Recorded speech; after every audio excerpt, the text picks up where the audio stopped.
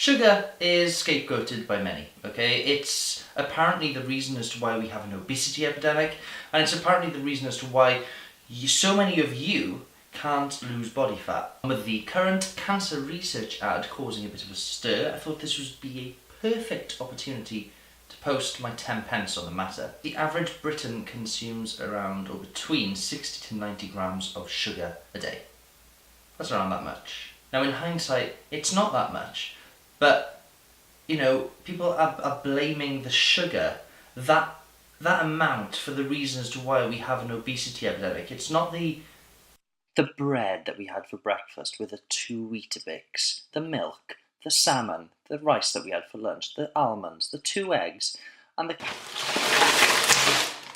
small handful of Terry's chocolate orange. You know, apparently, it's the sugar and not the food, the amount of foods that we're eating a day that's making us fat. You know, fat shaming is frowned upon, okay, in this fitness industry. As a fitness professional, if you fat shame, you are a okay? It's frowned upon, it's not right. If someone is busting their balls in the gym, trying to change their lifestyle, trying to improve their health, trying to lose weight, then I applaud you. In 2007 alone, the NHS was forced to pay £2.3 billion, okay, to help tackle the obesity epidemic that we have here. That's £2.3 billion of our money going towards the NHS in tax, because a lot of people can't control what they put in their mouth because they're too greedy and they're not willing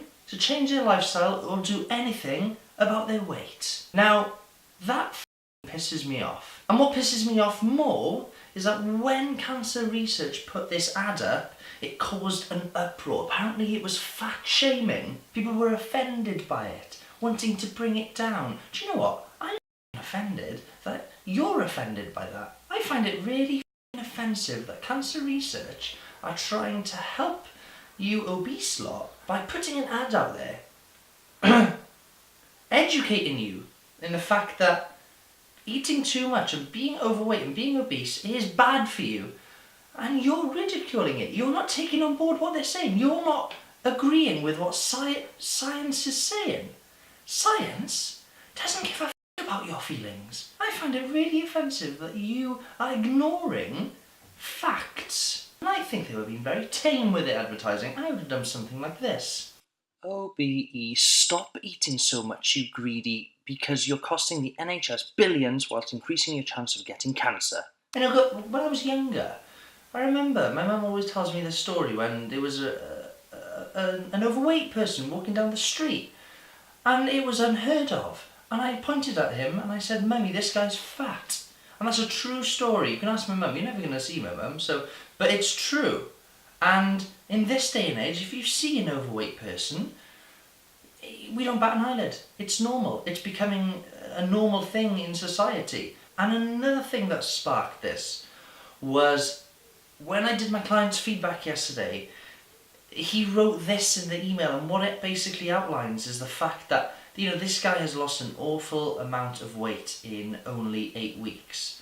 And the fact of the matter is that people think that hiring someone to change you and help you get fitter, stronger, healthier, possibly live longer, look sexier naked, they think it's expensive, okay? They think that £99 a month is expensive. You accumulate those Chineses that you have on the weekend, the pints of beer, takeouts, the eating out.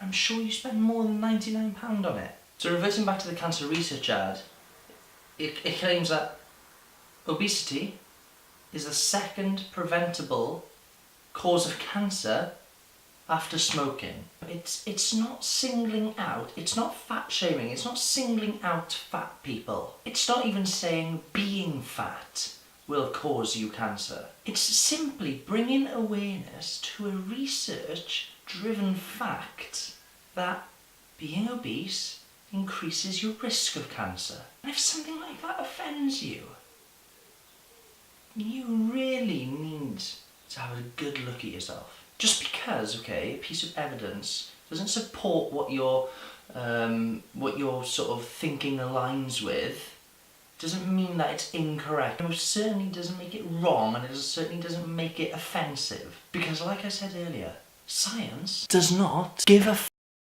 about your feelings. Now you can go on about, oh, McDonald's need to reduce their portion sizes, and you can go on about saying, oh, then they need to stop putting the unhealthy food at the front of the supermarket. Well, why? Why? Are they there? Do they jump out in front of you and go, oh, buy me, please? Or is it your decision to go, fuck it, we'll have 3 of them. Oh, ooh, that looks nice. Let's put that in the trolley with the crisps and everything else. No, no, it doesn't. It comes down to you. I get quite pissed off at the fact that I don't know if it's just the UK, or I don't know if it's just us as human beings these days, but we expect things to just happen. We expect to get rich by not putting the work in, and if we don't get rich, we blame other people, or we say that, oh, that person was lucky, or we say shit like, oh, it's not my fault that I'm overweight. What?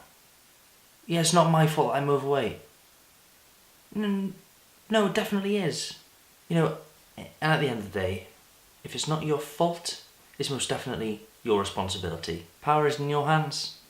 You can do whatever you want with your life and with your body, but it's up to you to take responsibility for it. That's my 2-Minute Tuesday for today. Sorry I went so deep and off tangent. So does sugar cause obesity, and is it the sole reason? Oh yeah, I went off tangent then. No, it doesn't. Not alone anyway. Overeating does.